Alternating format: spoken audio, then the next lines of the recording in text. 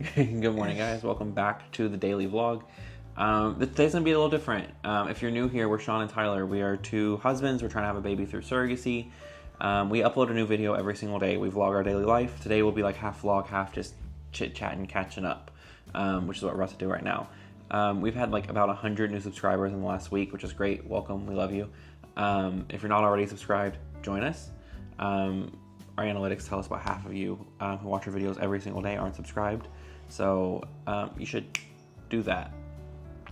But today, I think we're overdue a conversation about our surrogacy journey and like why we're building our family this way, how we're going about it, what it costs, and everything we've done so far, because we do have some updates to share with you today.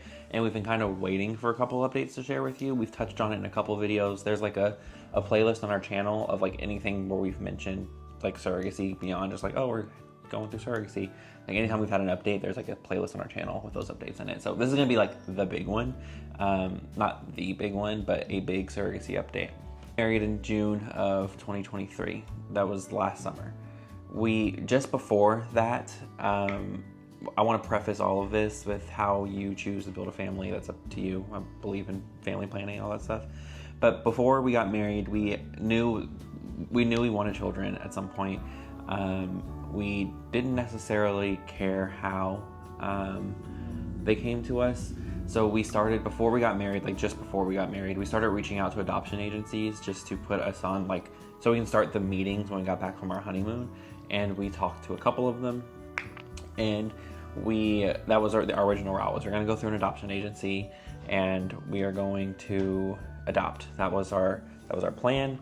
And that's what we did. Is what we signed up with an adoption agency. We signed with them. We went through the home study process. We did the classes, the trainings, the social workers come to our house. Social workers talk to our family and friends, like all that stuff. We did it. We are home study approved. We are still home study approved. We still have an active home study for about another month. Yeah, so we did the home study and all of those things, and we got a few what would you call it? Placement calls. We got a few placement calls and emails. And we were like, yeah, go ahead, show our profile or whatever. And we didn't get chose for any of those. And it's very much like a whirlwind kind of experience, because like you'll get this email telling you that your profile is going to be shown today, and a mother could pick you, and then you could be a parent within the next couple of weeks or days even. So we got calls where it was like, there's a baby at the hospital right now that needs a place to go.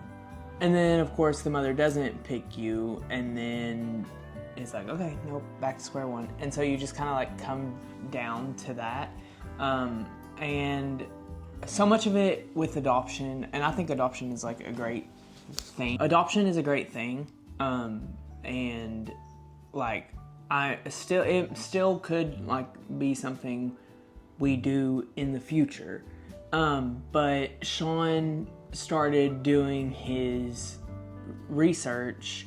I'm not really sure how you found it. Yeah.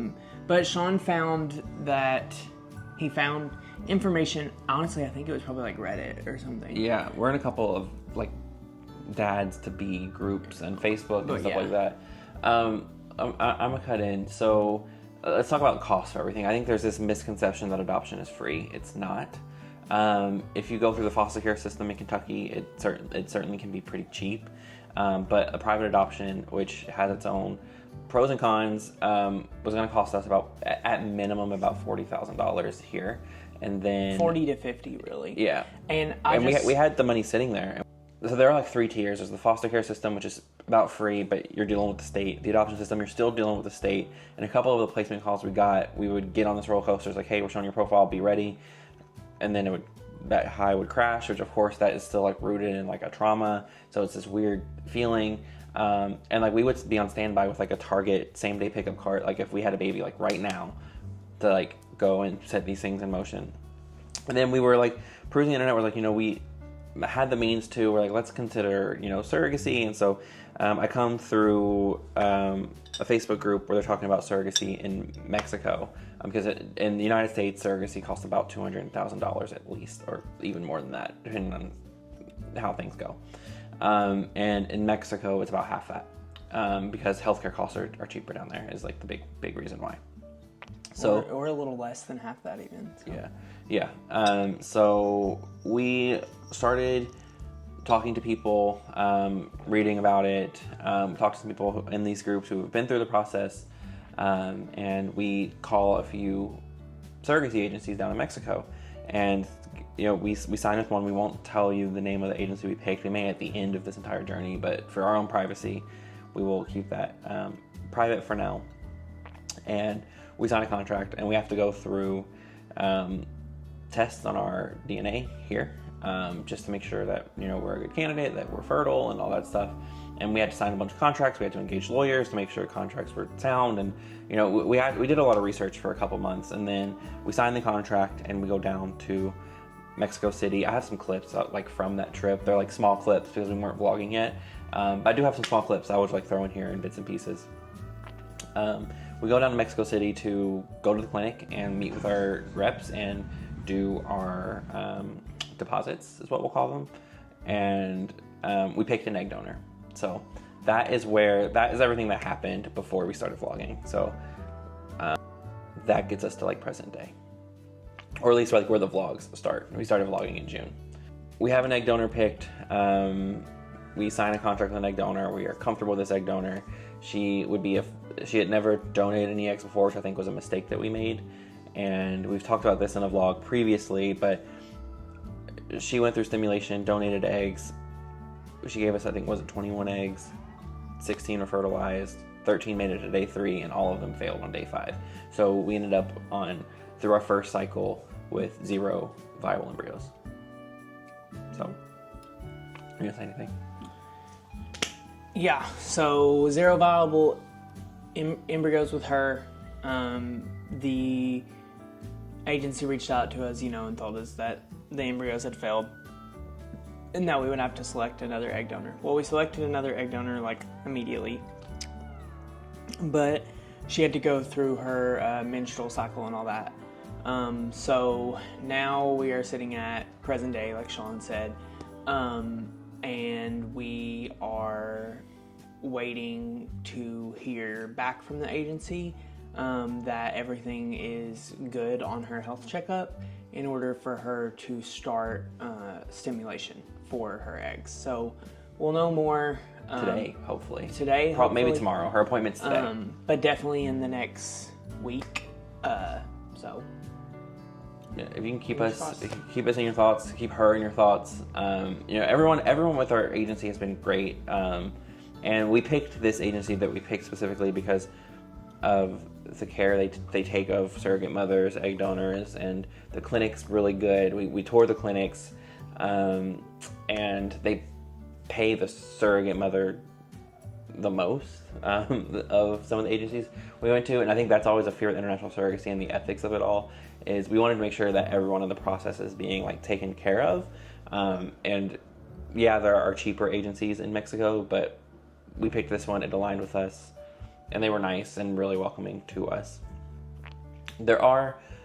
So she's going to hopefully start her stimulation today, and then we will have, I think it's 10 days of that, and then eggs will be retrieved, they'll be fertilized, and then another 7 to 10 days before we get the report of how many embryos survived. They will grade them, and then they will freeze them. And then what's next is we have to match with a surrogate, an actual surrogate mother, which will be someone else. So the surrogate mother will not be genetically related to our child in any way. And that process will take a few more months. So hopefully by Christmas time, if everything goes well with this cycle, Christmas time is what we're looking at. And then from there, a couple more months until we actually transfer an embryo. And if that sticks, then we obviously have a pregnancy. So that's where we are with surrogacy.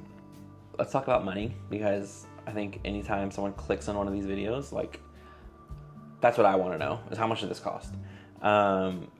And frankly, it's not the most forthcoming piece of it. I think a lot of agencies, they make you get on a call and do all that stuff with them to get this information. So what it's going to cost us is, this is just the stuff that we're paying to the clinic. It's not legal fees, which is going to be another beast that we're not there yet. But we will be, once we have embryos, we'll have to do contracts with the surrogate mother and stuff like that. But in US dollars, we spent about $23,000 in upfront healthcare costs before we even went down to Mexico. We wired the agency $23,500 to just get our process started. And then, no, hold on, let me back up. There's $5,000 to activate the contract just to sign with them. $23,500 that we paid to the clinic for our testing, the surrogate mother, like to get everything up until the transfer we have paid for already. Our next payment will be due once we are 8 weeks pregnant, and the last payment will be due when we're 26 weeks pregnant. All in all, our total fees to the agency itself will be about $70,000. So that's what we are paying to the agency, to the clinic. There will be additional costs on top of that, such as healthcare costs of the mother. There will be the cost of staying in Mexico. The cost of staying in Mexico, that was another like $3,000 that we spent on top of that for when we were down there back in May. If there are any complications, we'll have to pay for out of pocket. Legal fees we'll have to pay for out of pocket, because once the baby's born, the baby will have birthright citizenship to the United States or they'll be a naturalized citizen in the United States because we're citizens. But that's still a legal process we'll have to like play out. So we'll be in Mexico for a little while that plays out. And yeah, that's the next thing. That's the next question we get the most, is citizenship and how that works and who the father is. And we know which of us will be the father of our first child. We will not say it on here. I think it will probably eventually be pretty clear, but we don't want to. That's a conversation we want to have with our child. It's personal, and I get the curiosity from people like asking, but at the same time, I just like kind of don't like when people ask that question, because I don't think it really matters. We will both be this child's father, and we will both be active parts and members of parenting this kid. So I get the curiosity, but we're really only sharing it with our family and like our closest circle. friends. Yeah, our closest circle. I've only told my very close friends. There are people in my family who don't even know we're doing this process. That's just giving you an idea. But now it's on the internet, so but if they care, they'd find it. Anyway, so that's where we are with that. We'll know, and then we have names picked out. A couple other things. When you do surrogacy, you can pick the gender. We're not doing that. I think we are totally content with whatever the universe decides for us. We just want a healthy pregnancy. We will do the testing on the embryos to make sure there's nothing like obvious there, but otherwise we want it to be as natural as this process can feel. So we're not picking gender. Whichever one of us is not the father of this child, when we go like back, if we do another surrogacy journey, which we may do in Mexico, we may do here, we don't know yet. We'll do the other way around, assuming the other person is good to go. We are in alignment pretty much on like nursery aesthetics, which is really good. I am so excited. I do think I'm not like tooting my own horn or anything, but I do think I am one of those people that was like made to be a dad. So yeah, and so back to the adoption thing for a second. Like, we are still an active household. Like, we could get a call today. I don't know if we would take that call today, but we can count on like one hand the number of placement calls we've gotten in like the last year that we've been active. And we haven't got any in like since February. Now. Yeah. That's just the nature of it. And someone asked a while ago, why are we starting this now? We just got married a year ago, and we started it with knowing that it would take 2 to 3 years. So by the time the baby gets here, we'll be almost 3 years married probably. And that is like a normal timeline. Whereas if we decided, okay, now we're ready. In 3 years, if we were like, okay, or in 2 years, if we were like, okay, let's start now, then that, puts us further down the timeline. I get that we're still young. I hear that when I talk to people, and I like, people tell me I look younger than I am. But like, I was at Orange Theory one day, and they were talking about like me having a kid or whatever, and somebody was like, oh my gosh, like, you're so young. And I was like, I'm 25, like, I don't... Yeah, and by the time the baby gets here, we'll be like 27, 29, so, or 28, 30, somewhere around there. And so that's why we're starting it now. We know this process is going to take a while. We are mentally prepared for this process to take a while. But the last setback we had was like, that was the first setback we had, and we know there will be more. There will be delays. There will, because we're playing with like nature here, and like some things are just out of our whim. But that's it for our surrogacy update. We will keep you posted as we have them, if you keep us in your thoughts, because we will hopefully receive news today. If we receive news today, we will share it. But otherwise, the rest of the vlog today, Tyler will be going to get his haircut. Finally, I need one. He wants to try a new hairstyle. He'll talk about that later.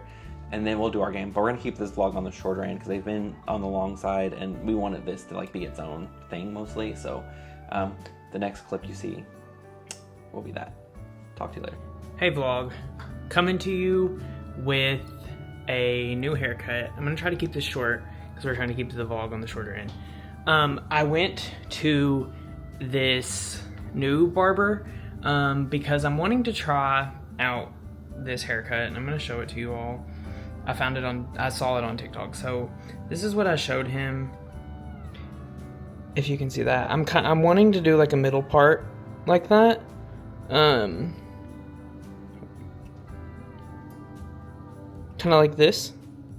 But in order to achieve that, I have to let it grow longer on the side or on the top. And so I tried to like style it when I got home. So I look a little silly, as you see. I tried to like part it in the middle when I got home, but like obviously it's not long enough on the sides yet to like hang over or whatever. So still doing that. I might do like some biotin gummies or something that helps with like hair growth. But yeah, I don't know. I was feeling like trying something different out with my hair, so we're gonna do this. But for now, since it's not long enough, I'm just putting it back over to the side. Like, I do have a tattoo consultation today at 5 over the phone. And I sent Sean this because my tattoo artist, I had seen her where she had added like frames around the tattoo. And I thought that was really cool and cute and like unique and made it look like art. And the thing I'm getting tattooed is like from some painting of like 2 gay cowboys. So I thought that might be cool to do. Asked her if she liked it, what she thought. So still waiting on her. Hey guys, I'm back. And if you cannot tell by my face, because I really look like I've been through the ringer. I just ran 5 miles. It was so hot, and honestly, I started gassing out, and I was like, you know what? My goal is just not to walk. I don't want to walk. I just want to keep running, and so that's what I did. Got back home at 5.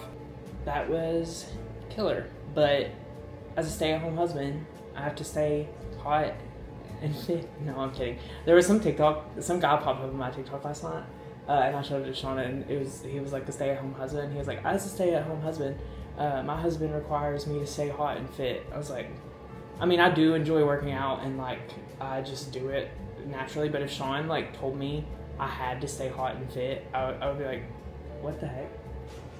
Hello. We are doing the next day of 365. It's our daily game for couples. We bought it last weekend. We answer a question every day.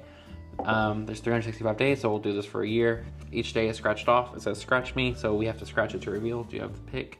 And we answered honestly. We don't know what the questions are. It's supposed to just get us talking every night. Oh, it's a good one. I feel like before today, they've been like surface level. This is a good one. This one's, what's the most important thing you've learned from previous heartbreak? Do you want to go first? Yeah. So without speaking negatively of the previous person, really I can look back on that and be like, damn, we really just weren't compatible. Like, and we just weren't. And like, we argued all the time, and like, we quite frankly, like, didn't get along. If I think about that relationship, and then I think about the relationship I'm in today, it's night and day. And, you know, like, me and him get along so well. We truthfully, like, very rarely argue.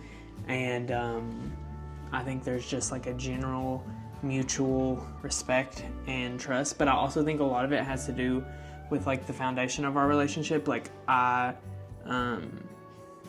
don't get as upset or like jealous or whatever about things that I may have previously, because I just have such like I'm like, I know who he is to me, and I know I want to be with him forever. And like, so there's for me, there is like solace and like understanding in that. And something Sean says all the time is like, with each other, is like, for both of us, like, you have to operate under the like idea that the person, even if they did hurt you, it's not, and they're not setting out to hurt you.